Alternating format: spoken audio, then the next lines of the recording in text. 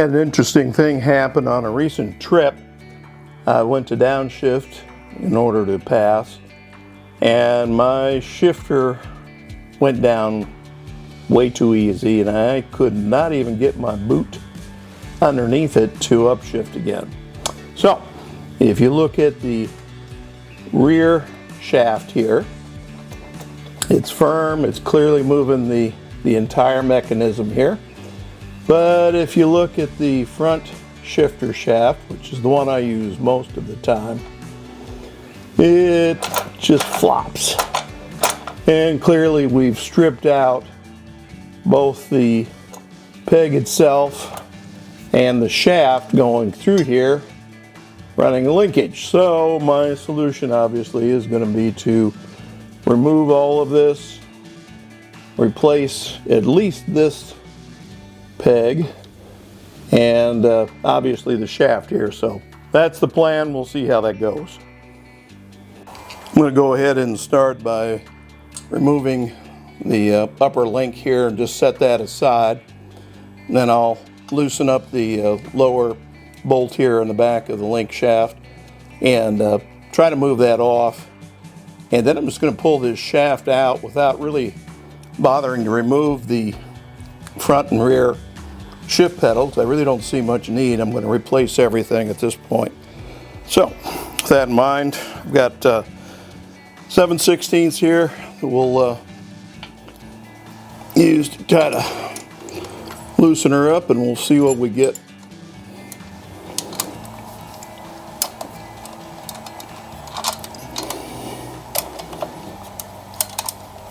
Well, that did not take much at all.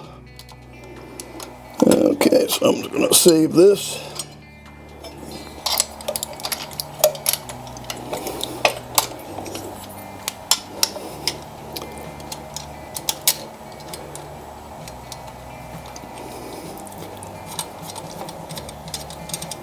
And we'll just kind of rest that up there out of the way for the time being.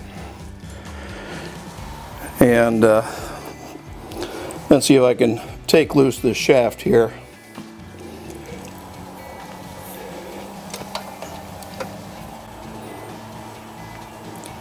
The question is whether this is going to slide out or not. Pretty smooth. Pretty smooth. I'll save this bushing here. I'll have to take this off and put it on the new shaft. And I'll check the diameters of the shaft before I do anything else. We'll see how they measure up. Here I've got the replacement foot peg here. I actually bought a pair of them, and it's kind of nice. They're made to be used multi-purpose, so it's got a curved surface on the underside so you can boot and catch it, slip in, and then a nice flat thing for the sole of your boot. And the set comes with both the front and the rear.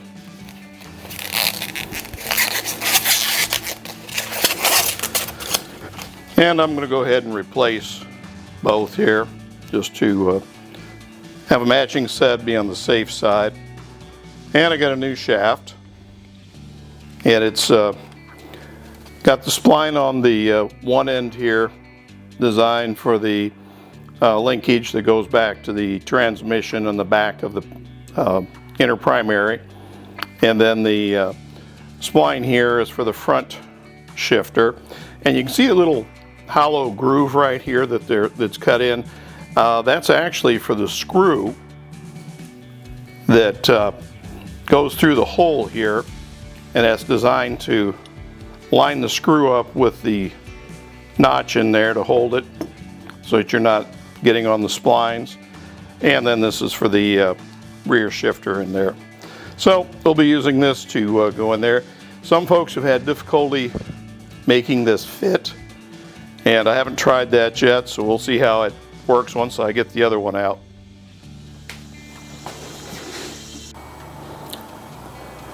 Okay, we're getting ready for the new shaft to go in here. I've got the rubber sleeve that I removed off of the old one, and had to hammer off the pegs from the back and the front, and also the rear here to get everything out. But I managed to get it all out. So this just slides in, and it's a nice fit, really.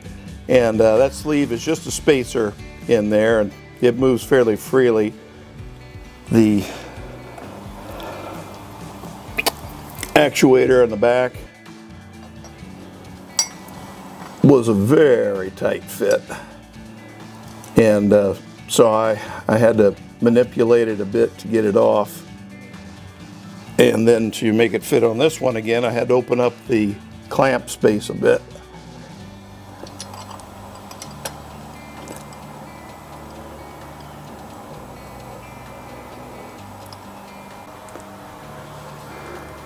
I took the end of each shaft here and kind of opened up the gap a little bit. I took a rather large screwdriver and just kind of wedged it in there, avoiding the splines inside, and a dead blow hammer, and just tapped it down a little bit to open these up.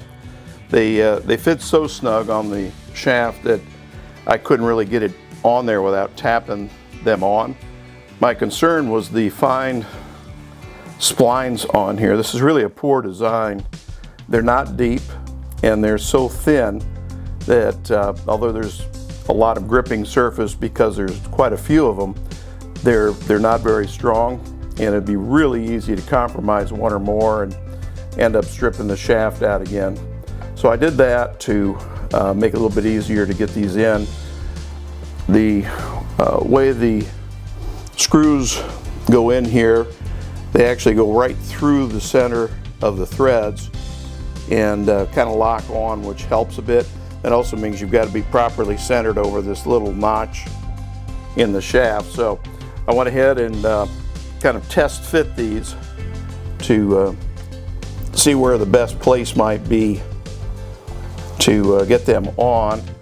And I'm not really certain where I want this back shaft. I raised the front up a little bit to just give me enough room to get my big boot underneath there. I wear riding boots, the Harley riding boots, and if need be, I'll just pull them off after riding it for a bit and make an adjustment. But right now, I want something I can reach fairly easy with my heel and don't have to move a great deal.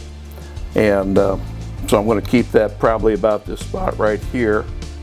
What I like about these particular pegs, obviously I can loosen the bolt up and pivot these and swivel them around a little bit, and then I actually could swap out the front and the rear.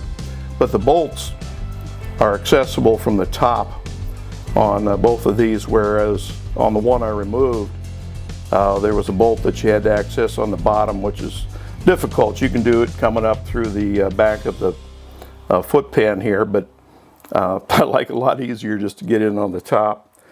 They're, I guess, probably zinc plated screws in here with kind of a shallow head. There's not a lot of wrench gripping capability with that shallow cut in there. I'm a little concerned about stripping those out, so I'll have to be kind of careful as I'm doing this to make sure that I'm got a good bite on there before I screw them down. They come with an Allen wrench in the set. They're nice, strong metal. They're steel, not aluminum, and got a good chrome finish on there, so I think these will last for a bit. And they were relatively inexpensive. I got these on eBay. No, I'll take that back. Got these off of Amazon, and they were very, very reasonably priced. Something comparable from the Harley store was $100 more, $120 more. So the cost in these were pretty reasonable. This is the old shaft. Both sides where the rear, or pardon me, the front foot peg rested are stripped out, and some of it's pretty bad. Teeth are all chewed up. And so that was my problem. And again, it's a design flaw. These splines are so very thin that there's There's a lot of gripping surface area, but when you put apply torque in there, they're not strong enough to handle that given the size of the shaft. So it's just a bad design.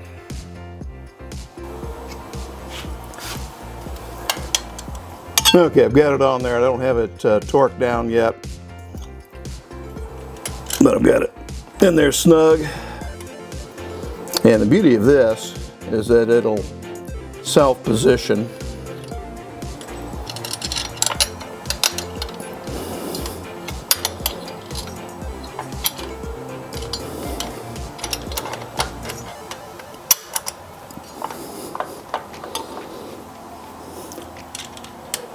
And I'll tighten that up after I get the front and rear peg on there.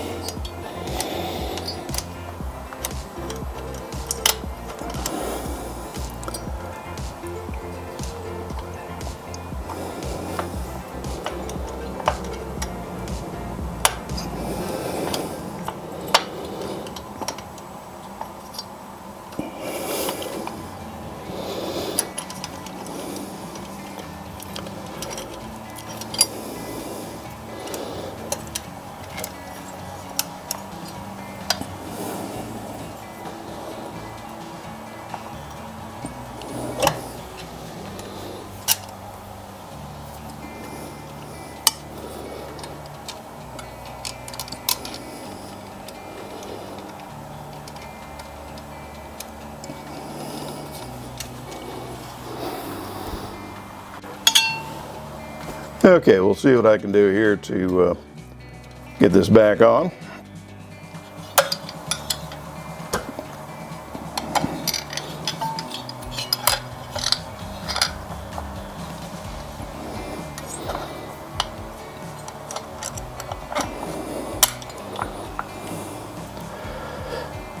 This will automatically position the rear peg there for linkage. We'll tighten that down later, so I don't have to worry about adjusting the shifter any. And for the front and the rear, it's kind of a hit and miss here. We'll see. And for the front and rear, we'll see how that works.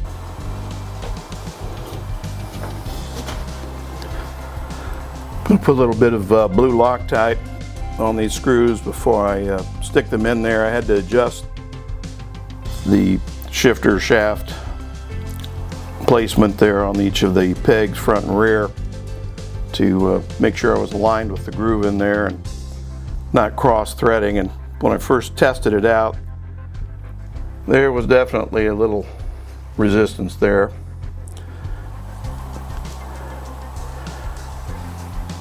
And by adjusting it in here, I feel like I've got it pretty much in the right spot.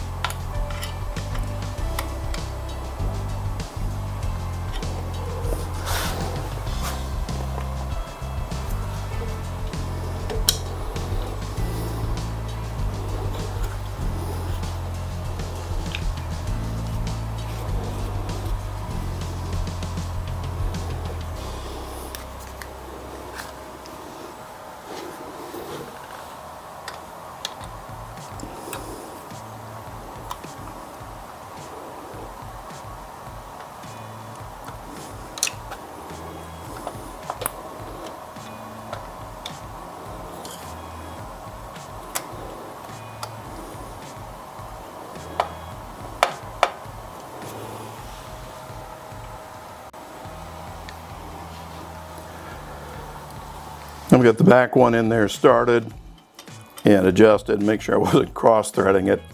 And I'll put a little bit of blue Loctite on each of these.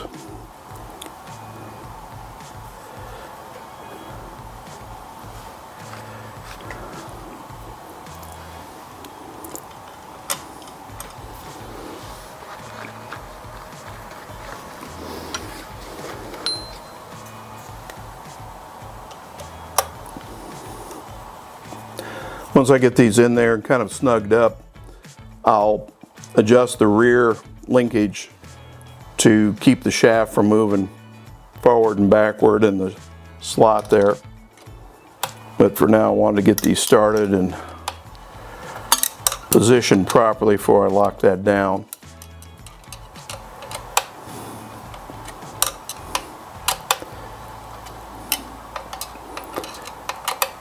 And I'll snug them all up after I get things pretty much where I want them to be, so they'll lock in okay.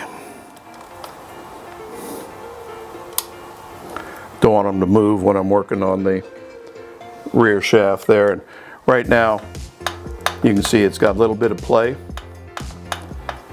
And so I'm going to loosen up that back one a bit and move it a little bit closer in to take some of that slack out.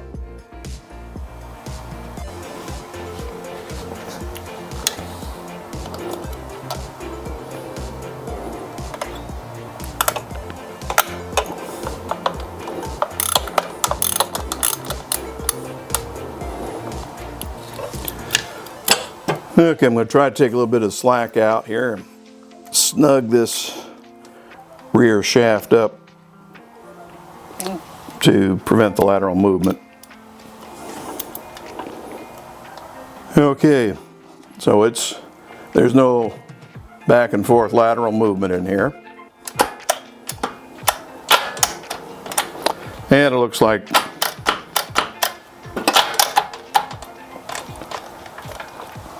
those are doing what I want them to do. So I'm going to call this job finished. We'll give it a test ride, see if the pedal position is where I want it, and make little adjustments if need be, but it looks pretty much like where I had it before.